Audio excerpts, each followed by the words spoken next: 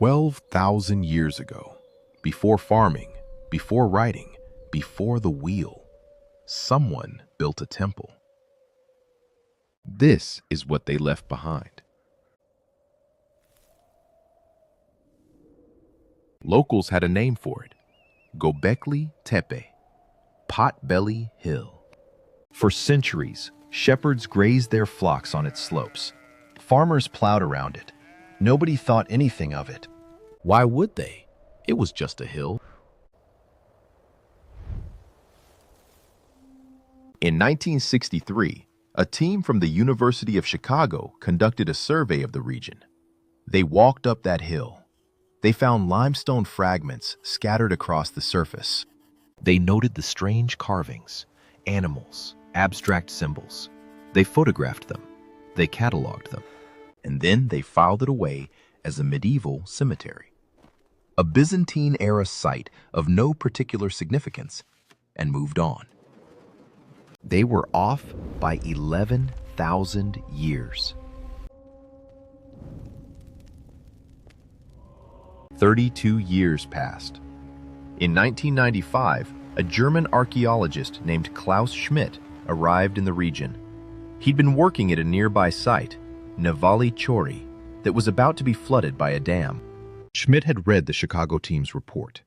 The limestone fragments, the carvings, something about it nagged at him. He decided to take one more look. He walked up that hill on a hot October afternoon. He picked up a limestone fragment. He brushed the dust away, and in a single afternoon, he knew. This was no medieval cemetery. The carvings weren't Byzantine. They were something far, far older.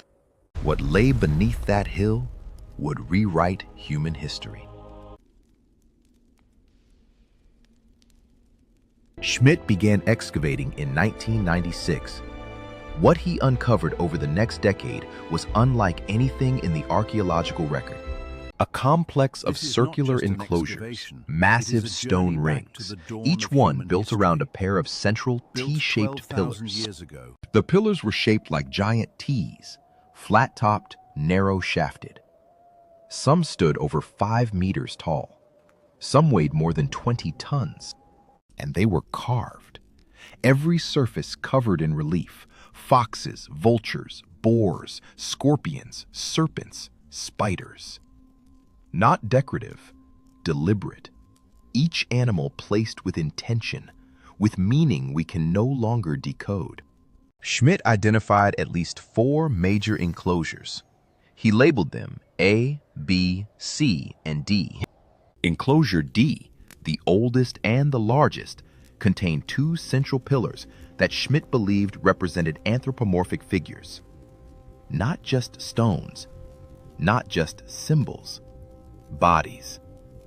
Arms, hands, fingers, belts, loincloths.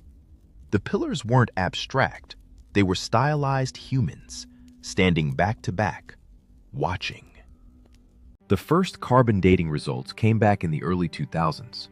Schmidt stared at the numbers. 9,600 BC. That made Göbekli Tepe older than Stonehenge by 6,000 years. Older than the Great Pyramid at Giza by 7,000 years. Older than the first cities, the first writing, the first kingdoms. Older than everything we thought came first. And the people who built it, they weren't farmers. They hadn't invented agriculture yet. They were hunter-gatherers. No metal, no wheel, no writing.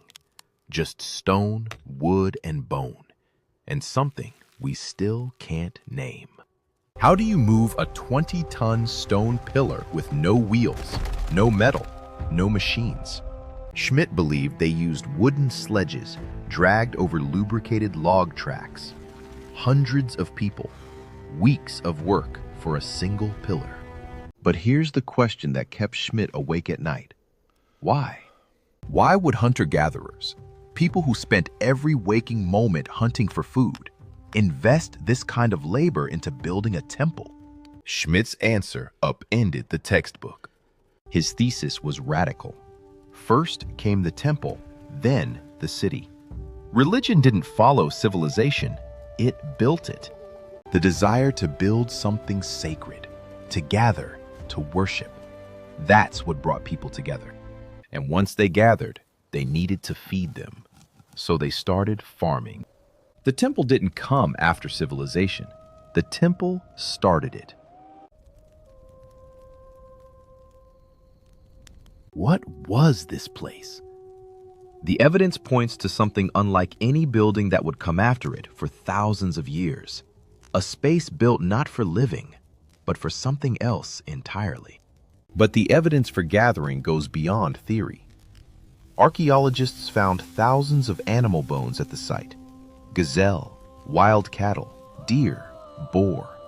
The remains of feasts. Massive feasts. They butchered animals here. They cooked here. They ate together by the hundreds. This wasn't just a temple. It was a gathering place, a pilgrimage site, the first of its kind. And the carvings tell another story. Each enclosure has its own theme, its own dominant animal. In enclosure A, it's foxes. Foxes on every pillar, in every position, running, crouching, snarling, as if the entire circle was dedicated to the fox. In enclosure C, it's boars. Wild, bristling, aggressive boars, carved in high relief, muscles tensed, ready to charge. In enclosure D, serpents. Serpents coiling up the pillars, intertwining, climbing toward the flat tops, as if something was moving upward. Each circle was dedicated to something different, something we no longer understand. And then there's the layout. The enclosures aren't random. They're aligned to something precise, something deliberate. The central pillars of enclosure D appear to be aligned to within 1 degree of true north-south. If that alignment is intentional, and not everyone agrees it is, we still don't know what they were tracking. But one pillar stands out from all the others. They call it Pillar 43, the vulture stone. A vulture with spread wings, a scorpion, a fox, a bending figure, and at the bottom right corner, a headless man. Body intact, arms at his sides, head gone.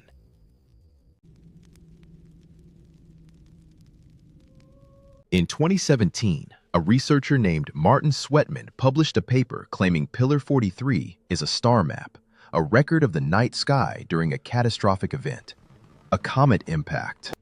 The Younger Dryas, a sudden global freeze beginning around 10,800 BC, may have been triggered by a comet fragment impacting the North American ice sheet.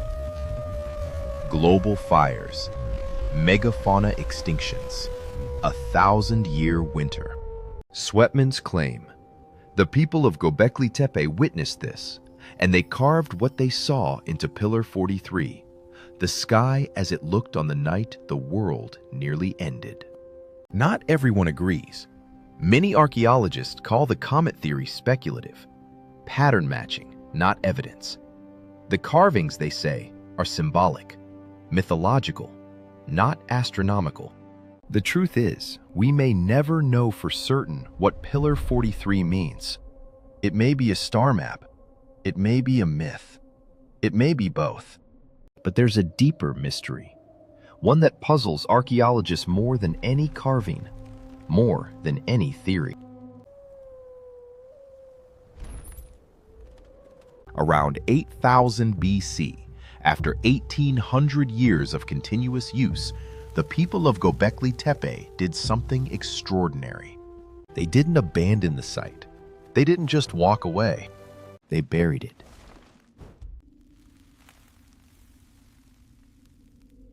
Every enclosure, every pillar, every carving, they covered it all, deliberately, carefully, over months or years. Not in panic, not in haste, with intention. Why? Were they hiding it? protecting it? Was it a ritual, a funeral for the site itself? Or were they simply done, and the only right thing to do was return the temple to the earth? We don't know. And Klaus Schmidt, the man who found it, never found out either. He died in 2014, still digging, still asking. His last paper was published posthumously. But the story isn't over. 40 kilometers away, another site is emerging from the earth. They call it Kara-Hantep. Early excavations suggest it may be even older. More enclosures, more pillars, more carvings, and a discovery that stunned everyone. A human face carved into the bedrock itself, staring upward. And ancient DNA extracted from bones at nearby sites tells us something remarkable. The people who built Gobekli Tepe were us, our direct ancestors. People just like us, with the same hands, the same minds, the same need to build something that outlasts them. They built a temple to the sky. They carved their world into stone, and then they buried it, like a letter sealed in a bottle, thrown into the ocean of time, waiting for someone to open it. We did. And the more we dig, the more we realize we've only just begun to read.